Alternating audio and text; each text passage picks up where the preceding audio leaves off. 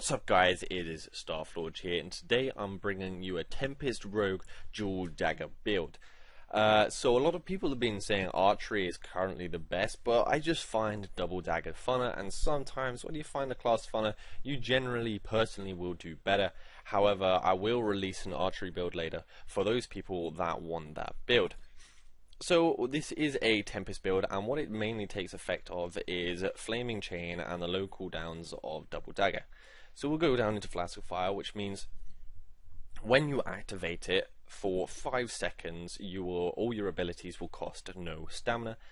This has a cooldown time of 32 seconds and a small cost of 20 stamina. Now, you only used to be able to get the Unquenchable Flames, which is all of your abilities have no cooldown, and this led to some crazy killing machines and bursts on things like dragons. But Flaming Chain is now a really good spell for when you're not killing dragons and you're just kind of killing packs of mobs and things, and sometimes even when you're killing dragons this can help a lot. So what it means is each unique ability, when you use Flask of Fire, increases its active duration by 2 seconds. Now what it means by each unique ability, it means each time you cast a unique ability. That didn't really make sense, but what it means is if you cast Evade once while Flask of Fire duration is, the next time you cast it means it will also increase the duration, but not if you use it straight after. So you can't use Evade and then Evade. Your first Evade will give a bonus duration, your second Evade will not. However, if you Evade, then use Twin Fangs and then Evade again, you will get the bonus duration of 6 from the Evade, then the Twin Fangs, and then the Evade, because what unique means is it means once. You got to use it once and then change the spell and then change to another spell, and that's how that works, if that makes sense. Now you go and take Fury of the Storm, which means when your stamina is exhausted, when you are below 50 stamina, you gain 10% bonus damage. Simple. Now we're going down to Killer's Alchemy, which means when you use an elixir, you get a damage bonus of 15% for a duration of 10 seconds, and this can stack. Very nice for when you are using multiple elixirs. Now we're going to go down to Flask of Lightning, which I think is really good as both an offensive and defensive spell. Now it lasts 5 seconds, has a speed reduction of 60, cooldown time of 32 seconds, and a cost of 20 stamina. Now, you take the upgrade Thunderstruck, which means your speed reduction goes to a total of 99%, so there is basically no time at all for the enemy to react, and you can do anything. And you have a damage bonus of 300% weapon attack to each spell and auto attack, any kind of damage. So you can spam your auto attacks on someone just to get out a ton of damage, or use all of your spells to also get bonus damage. Now we go down the left, however it's not so important, which means you don't actually have to take these. These are just things I've taken because I can. And they do help a bit, but you want to take them very last in the build. Now Flask of Frost, we don't use that at all, so we're just going to skip it. Going down to Flask Masker, now what it means is your maximum potions are increased by 1. And that means like healing potions, things like that, you get a bonus one of them, and there is a 25% chance that when you activate an elixir, it doesn't apply a cooldown. This doesn't apply to healing potions, so rather than having a 32-second cooldown, you have a 25% chance to get no cooldown, which is really nice, especially if it procs with Flask of Lightning. Now we're going to go down to Rider Storm, which means the second one of your elixirs ends, that if you use another elixir pretty much instantaneously, you will get an extra 3-second duration of that. And that is the Tempest bit done. Now all we have left is double daggers and this stealth tree. Now pretty much in this build everything is important, but the main things are getting the stealth upgrade. As you can see, we don't actually take stealth, we use the flank attack to get stealth, evasion, and then getting shadow step. Shadow step is key, and also having this shadow strike with quick blade, and then obviously pretty much everything in double daggers, and this is why it's a late game build. So let's just go into the stealth tree. Now we take the stealth upgrade, which means you remain in stealth for a short time after attacking or taking damage, and this works with the passive from flank attack, which puts you in stealth. We don't actually take stealth itself because we need the other ability. Now we go down into evasion, which means you have a 10% chance to dodge enemy attacks and take no damage. Nice and simple. Now we're going to go down to evade, which has a cooldown time of 2 seconds, and this is why it works so well with the new Flask of Fire upgrade, because you can keep casting it for no cost, because all you do is you will use evade, use a spell, use evade, use a spell, use evade, use a spell, use evade, use a spell, and keep going on and on and on, and basically Flask of Fire, the duration just goes on for ages. We take this Shadow Step. Now, rather than doing a leap, which I can show you in a bit, you will actually just blink in a way. The other one means that if there are enemies nearby you, you will just knock them out of the way. However, I don't like this because the Shadow Step is just, right now, I think works so well and is a lot quicker and nicer to use. Now it's going to take Shadow Strike, which is incredible. It has a damage of 400%. You restore 20 stamina if you strike an enemy that you have not targeted.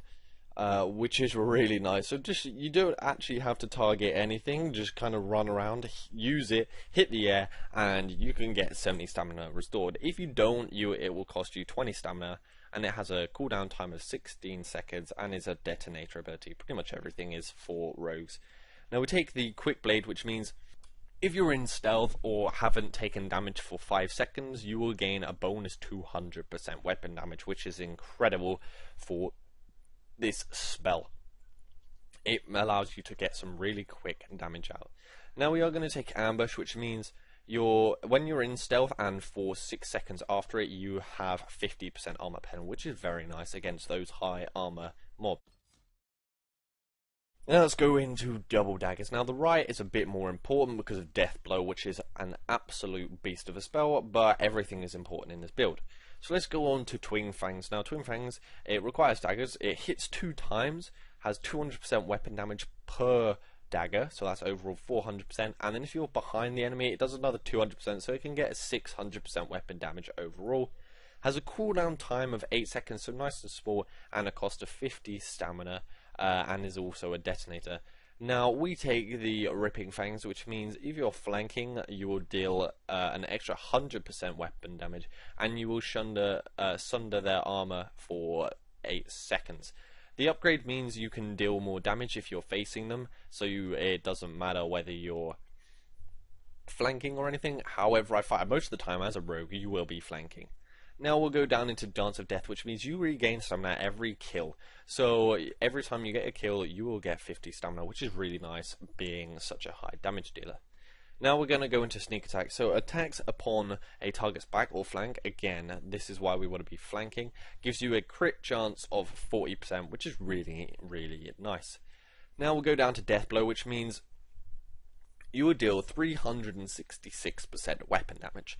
On top of this, you get 3% damage for every 1% missing health, which is a very high percentage. Normally it's kind of like 1 for 1 or 2 for 1. However, this is 3 for 1, which is incredible. Now, the health threshold is at 50% for this bonus to work. It has a short cooldown time of 8 seconds and a cost of 50 stamina. Now we take the upgrade, which means if they're closer to death, you will deal a bonus 100% weapon damage. Now this is before, this is after the 50% threshold, I believe, so you have to wait until they're below 50 to get this.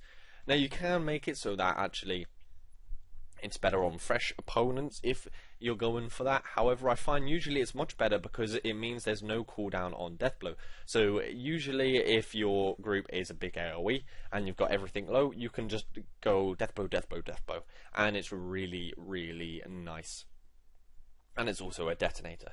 Now we're going to go to the left, which is Flank Attack. So you leap through the shadows, attacking your foe from behind. So this is really nice because it will try to position you behind the target, and it has 400% weapon damage.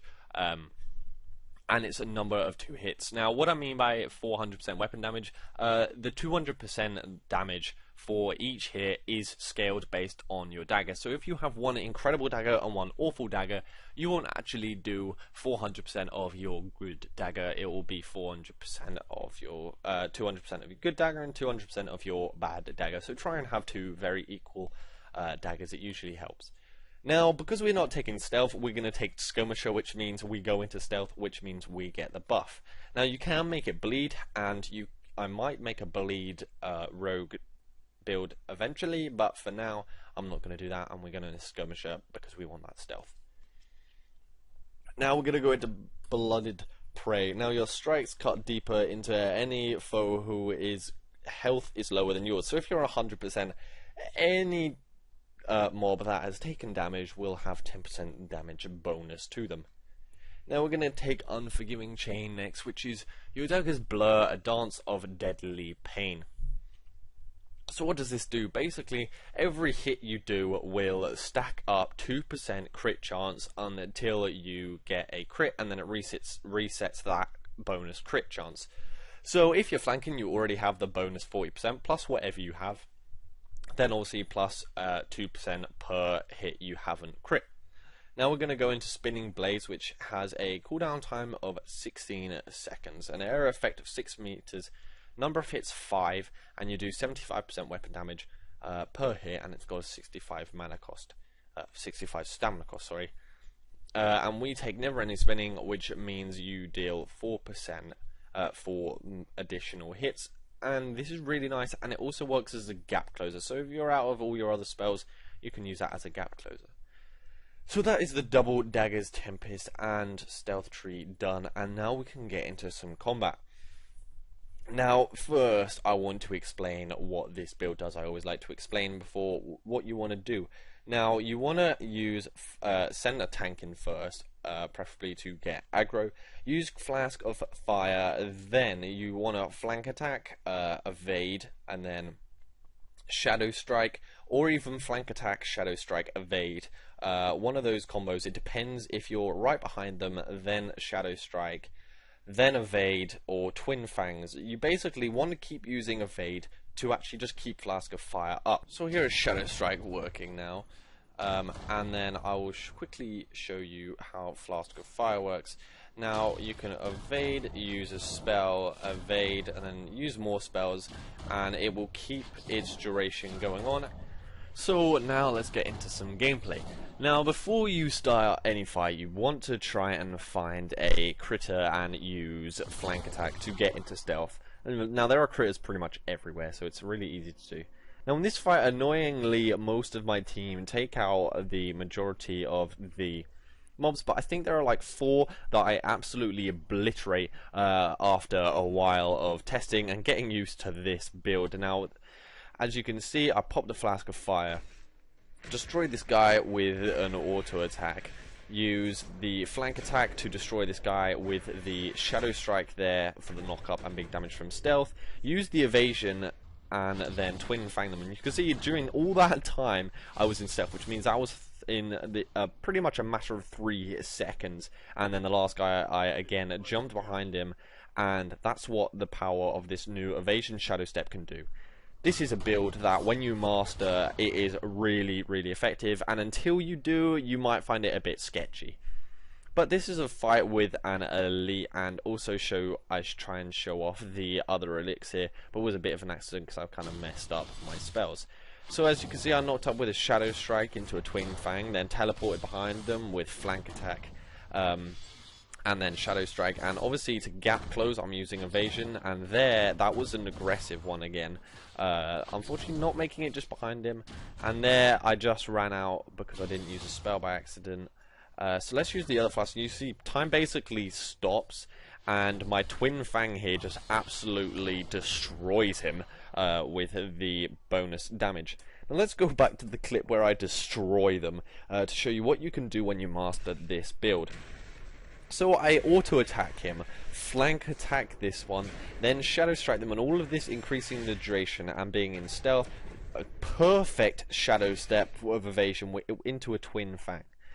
that is what you can do with this build, and when you master it, trust me, it probably will be better than most builds, but it is one that you have to kind of spend your time getting used to and learning to be able to pull off things like that, where you can basically take out multiple enemies in the tiny 3 seconds of stealth, and then after that destroy them.